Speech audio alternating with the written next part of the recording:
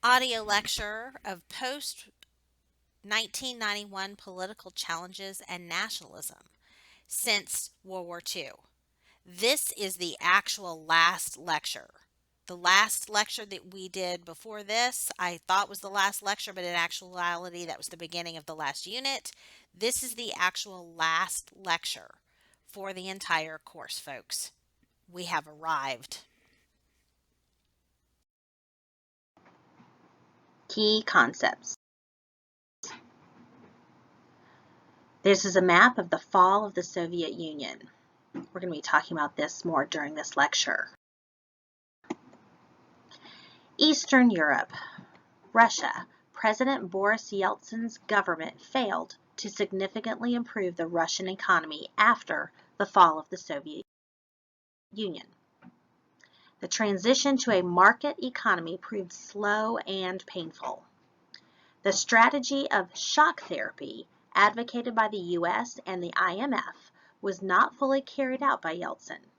Russia failed to make the transition to a market economy as effectively as Poland, the Czech Republic, and Hungary, although these three countries also struggled. The 1998 financial crisis in Russia resulted in the near collapse of the Russian banking system. Russia defaulted on its foreign creditors, and its currency collapsed. Economic indicators between 1992 to 1999, the GDP dropped about 15%. Unemployment increased from 5% to 13%. Hyperinflation of the 1992 to 1994 period was reduced, but inflation increased to 86% in 1999 in the wake of the 1998 financial crisis in Russia. Russia increasingly relied on its oil production, and some began to call it a petrostate, criticizing the government for not doing more to diversify the national economy. Political changes as a result proved very difficult. Russian citizens experienced a crisis of identity. Russia quickly tried to overhaul its political procedures, rights, and institutions, but with limited success. The national government struggled with the distribution of scarce resources as well. Some historians contend that Yeltsin tried to do too much simultaneously, rather than taking slow and steady reforms. 1993, Yeltsin became embroiled in a power struggle with a conservative parliament in Russia. Parliament's leaders holed up in the White House. The Parliament Tower in Moscow happens to be called the White House, and unleashed a crowd to assault the Kremlin and the television center. Yeltsin ultimately sent tanks against the White House, and 120 people were killed, and the top floors of the tower were shelled and burned. Moscow had not seen such violence since the revolution of 1905, before the Communist Revolution even. Key concept. War in Chechnya. One of the biggest issues of the 1990s and the early 2000s was the insurgency of the predominantly Muslim Russian Republic of Chechnya.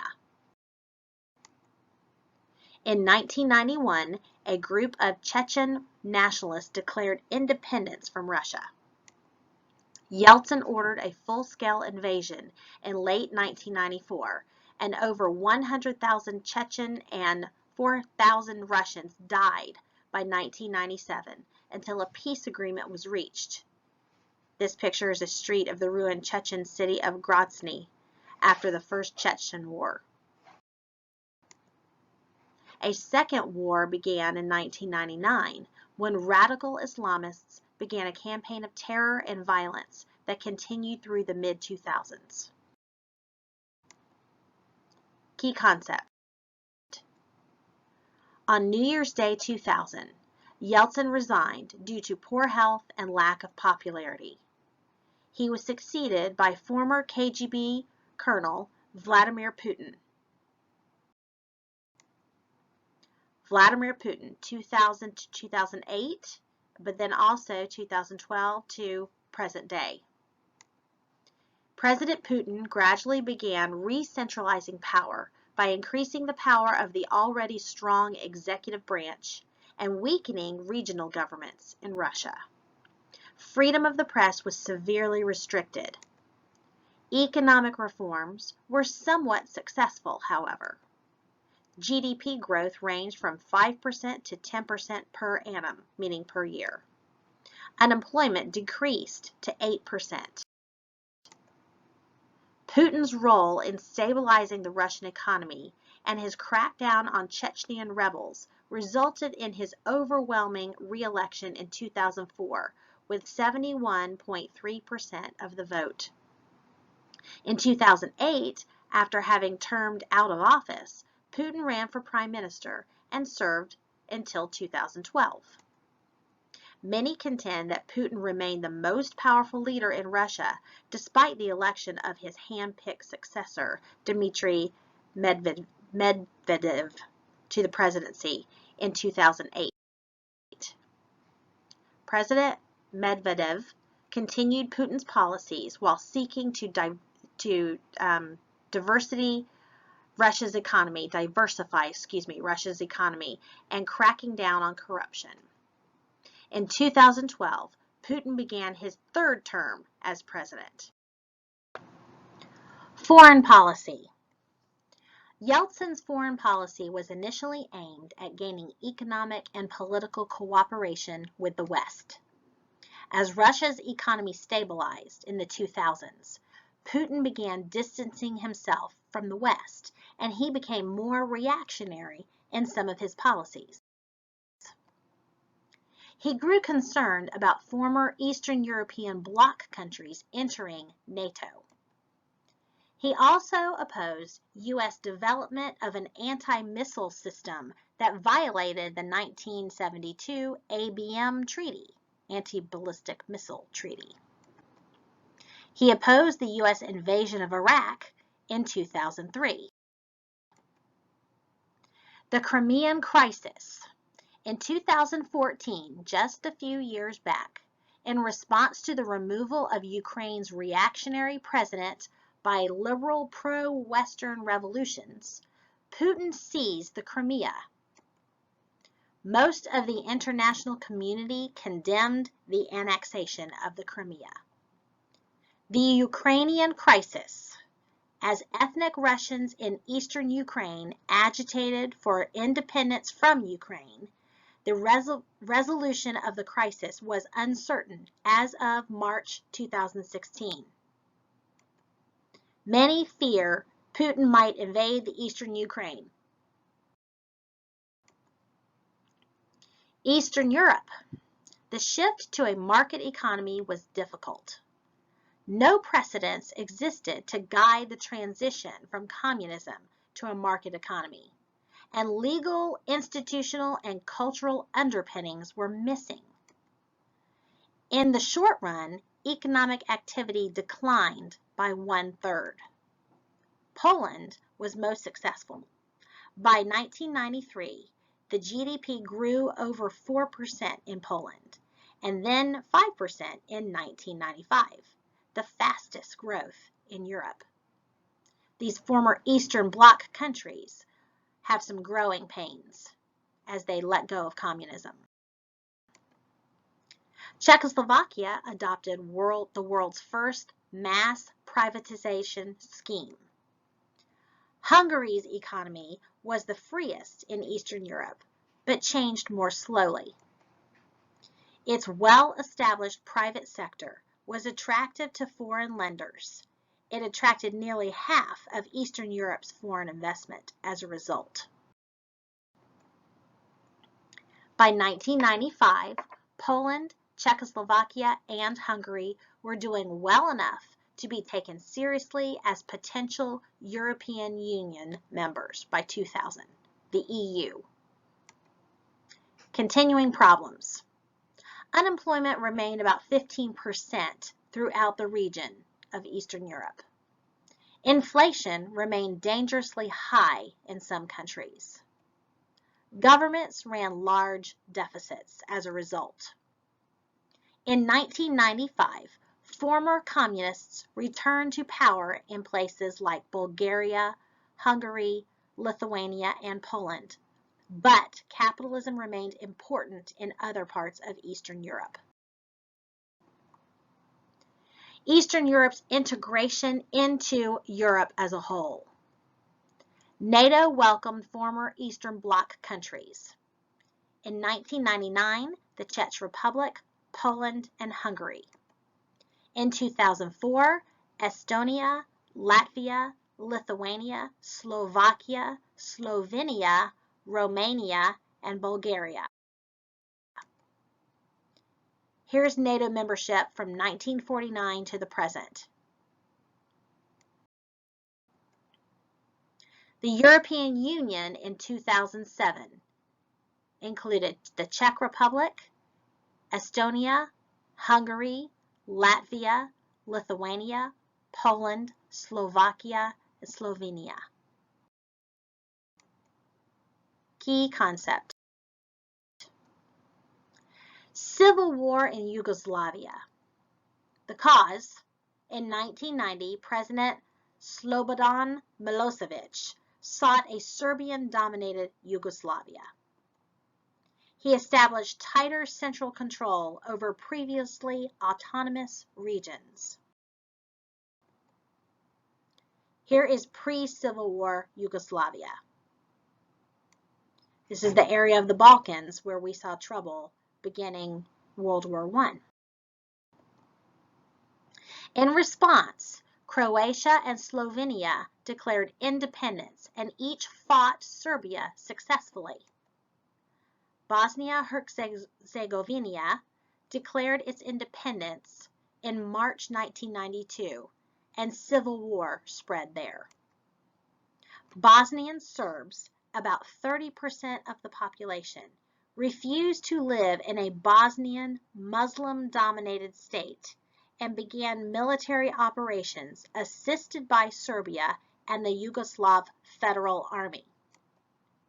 Bosnia's major city of Sarajevo came under attack as a result. Serbian claims after 3 years of civil war. Ethnic cleansing. Bosnian Serbs tried to liquidate or remove Muslims by shelling cities, confiscating or destroying houses, using gang rape, expulsion, and murder. Several 100,000 Bosnians were killed as a result. Bosnians were also killed in the north by Croat nationalists who claimed land in northern Bosnia. Below you see bodies of Bosnians killed by Croats in 1993. Ethnic cleansing is another attempt at genocide, just like in the final solution of Hitler. Ethnic distribution in Bosnia and Herzegovina before and after the war.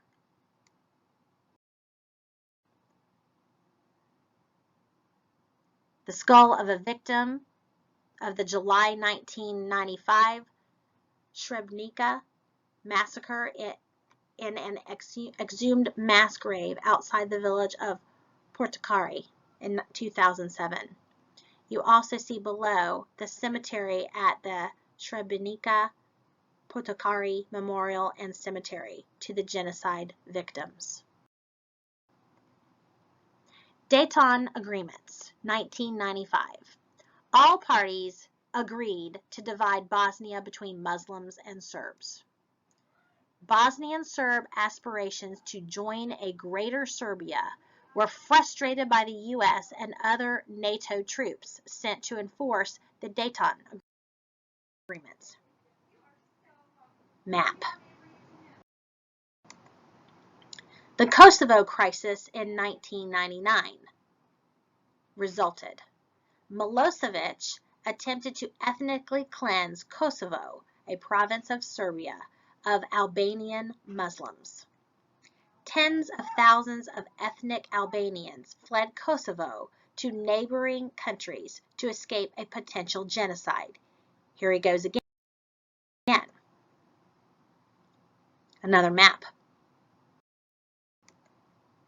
NATO, led by the US, bombed Serbia to stop ethnic cleansing. Perhaps 10,000 Kosovars were killed by Bosnian forces. Kosovo declared its independence from Serbia in 2008, although the UN has not recognized it due to Russian objections. Milosevic was removed from power in 2000 and placed under international charges for war crimes. He died in prison in 2006 before he was tried. Montenegro voted for its independence in 2006, thus eliminating the last vestige of Yugoslavia. Key concept. Nationalism since World War II. Decolonization, or the letting go of the colonies by the West. European powers experienced the disintegration of their colonial empires after World War II. Between 1947 and 1962, almost every colonial territory from the new imperialism phase gained their independence. The new nations of Asia and Africa were deeply influenced by Western ideas and achievements, since they had been under Western control for so long. Causes. Modern nationalism and the belief in national self-determination and racial equality spread from intellectuals to the masses in virtually every colonial territory after World War I. There was a decline of European prestige as a result. Japanese victories in Asia over European colonial powers actually inspired colonies to rise up against their European colonial masters. Ultimately, they will also rise up against their Japanese masters after Japan falls in World War II. The destruction of Europe during World War II made the colonial powers vulnerable to nationalistic sentiments in Asia and Africa. After 1945, European powers were more concerned about rebuilding Europe. Thus, their colonies became less of a priority.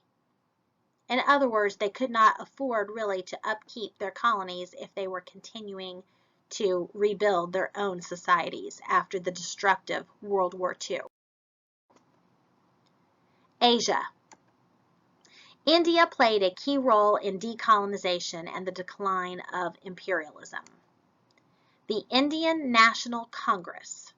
The British had no choice but to develop a native political elite that could assist in ruling such a huge country.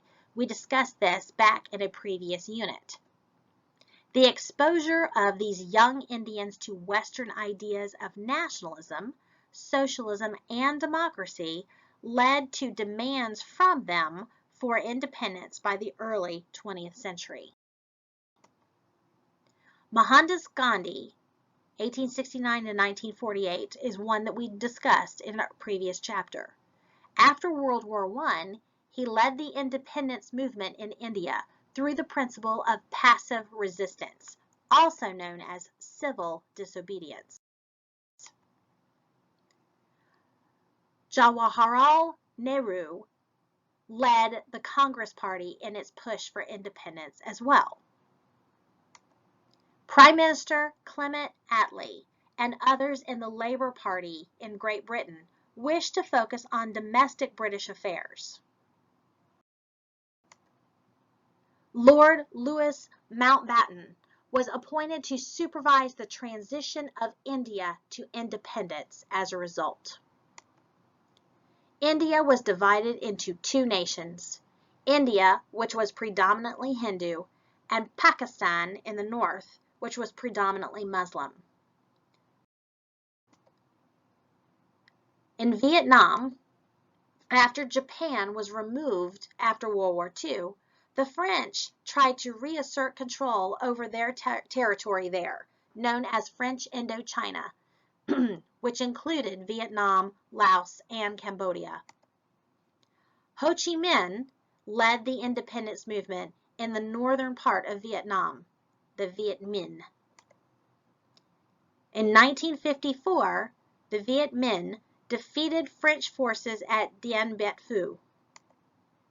In 1954, Vietnam ultimately was divided into the northern half under the communist control of Ho Chi Minh and the south with a pro-Western government.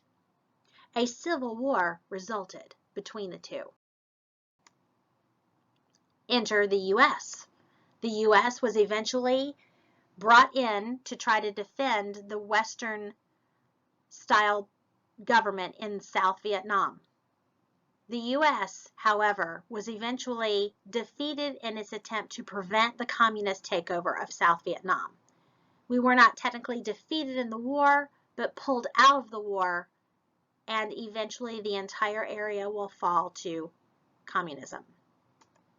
Vietnam was unified in 1975 and free of Western influence, unified under the communist government of North Vietnam. Key concept. Arab nationalism. Arab nationalists were loosely united by opposition to colonialism and migration of Jews to Palestine. The Balfour Declaration in 1917 indicated that Britain favored the creation of a Jewish national home in Palestine. This was opposed by Saudi Arabia and Transjordan. Ottoman colonies in the Middle East after World War I were denied independence and instead became mandates controlled by either Britain or France. This we covered in a previous unit. Great Britain announced its withdrawal from Palestine in 1948 after World War II. The United Nations voted for the creation of two states in the region, one Arab and one Jewish. Palestinians vowed to fight on until Israel was destroyed or until they established their own independent Palestinian state.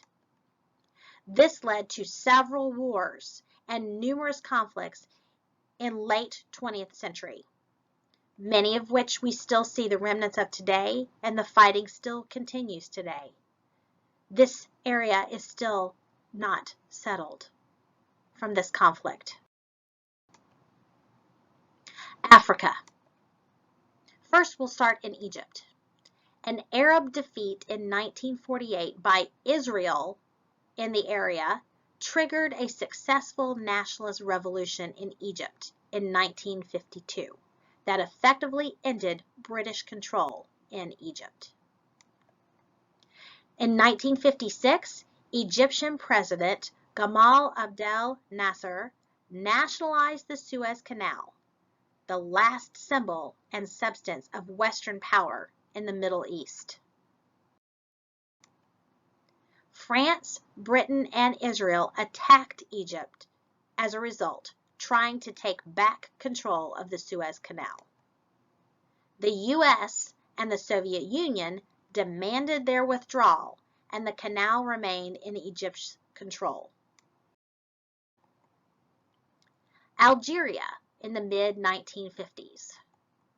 Algeria's large French population, since it had been a French colony for so long, considered Algeria an integral part of France and did not want the colony to become independent.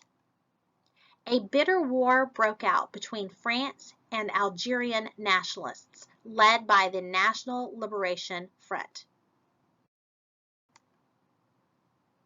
Charles de Gaulle, who had returned to power as part of a movement to keep Algeria French, accepted the principle of Algerian self-determination. In 1962, after more than a century of French rule, Algeria became independent, and the European population quickly fled from the region. Crisis led to the fall of the French Fourth Republic and the beginning of the Fifth Republic. The Fourth Republic was established once France was liberated from Nazi control during World War II. Now we have the beginning of a Fifth Republic in 1962. Sub-Saharan Africa. Decolonization proceeded more smoothly than in Northern Africa. The British Commonwealth of Nations was established beginning in 1957 with Ghana. British colonies achieved independence with little or no bloodshed as a result. They entered a very loose association with Britain. The exception was the Mau Mau Society, where a Kenyan group of terrorists/freedom fighters fought to end English control of Kenya. In 1958, French de Gaulle offered leaders of French Black Africa a choice of a total break with France or immediate independence within a kind of French Commonwealth. All but one of the new states chose association with France for economic reasons. Cultural imperialism continued in the region as a result. France and common market partners saw themselves as continuing their civilizing mission in Black Africa.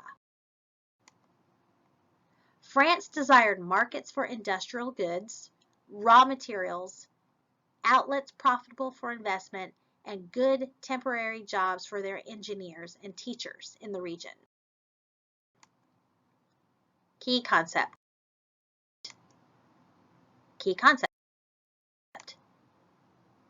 Eastern Europe and Russia during the Cold War. Revolts against Soviet influence in the 1950s and 60s. In East Germany, there was a revolt in 1953. In Poland, in 1956. In Hungary, in 1956. Czechoslovakia in 1968. And in the 1980s, the Solidarity movement in Poland, revolutions of 1989, which ultimately ended up with a rolling back of the Eastern Bloc nations, freeing themselves from Soviet control. Key concept. Czechoslovakia split into the Czech Republic and Slovakia in 1992. The fall of the Soviet Union happened in 1991. The Baltic states of Latvia, Lithuania, and Estonia. Muslim republics Azerbaijan, Georgia, Kazakhstan, Kyrgyzstan, Tajikistan, Turkmenistan, and Uzbekistan were all created as well. Eastern Europe, Russia, Belarus, Moldavia, and the Ukraine are now all independent, and no longer part of a Soviet Union. Armenia as well. Chechen rebellion within Russia after 1991. All of this is review of stuff that we have covered in previous slides as well as in previous lectures.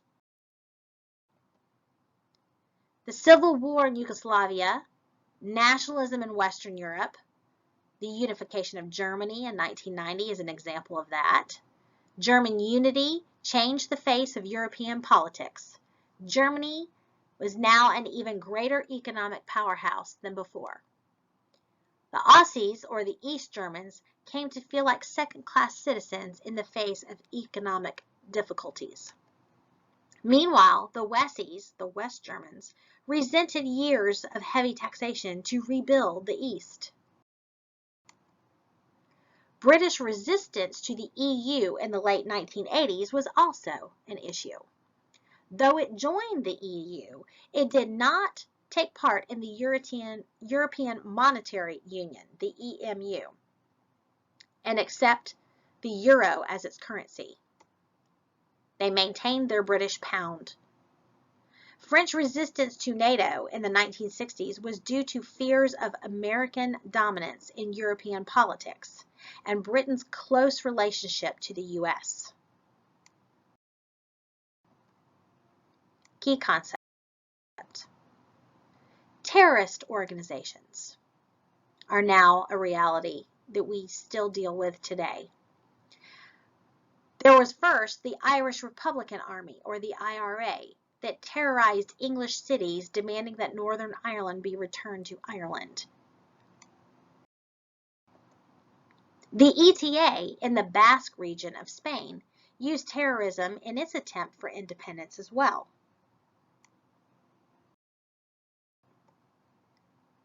Key concept.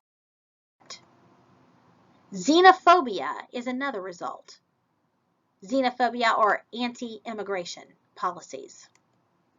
Guest workers became a major source of tension among right-wing nationalists all over Europe in the modern age.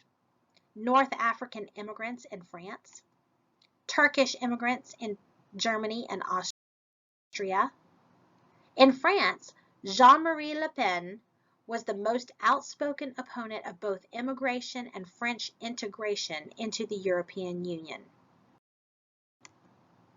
In Austria, Georg Haider led the right-wing Austrian Freedom Party that was staunchly opposed to immigration. His party's ascension to the ruling coalition government in 2000 resulted in the EU demanding that he step down. After the 9/11 attacks in the US and the 2004 Madrid train bombing, an increase in anti-Muslim immigrant sentiment occurred throughout Europe and the United States. The Charlie Hebdo attacks in 2015 by a faction of Al-Qaeda further illustrated the cultural conflict in France between Islam and secular society. 12 died and 11 were wounded. Some of you might remember this happening just a few years back.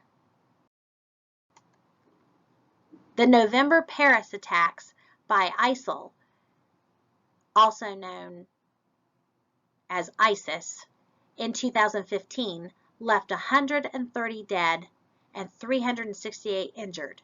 A 3-month state of emergency in France ensued. And that's all, folks. That's it. We're done with all the material. All the content has been covered. Study and review for your AP exam and complete that rescue pack, please and thank you. Practice with Albert IO. Practice the stimulus-based multiple choice. Practice using your review books as well. Practice the writing sections. If you have questions or want me to score a practice DBQ, LEQ, or SEQ, message me. Please, guys, you've got to practice these things in order to get better at them. So let me know if you'd like me to see anything or score anything. I have some exercises and things that I'm going to be posting into Canvas as well, or that are already posted in Canvas that you can utilize as well. Some practice for DBQs and such. Let me know if you need anything, and just know that I love all of you. I'll talk to you soon. Bye.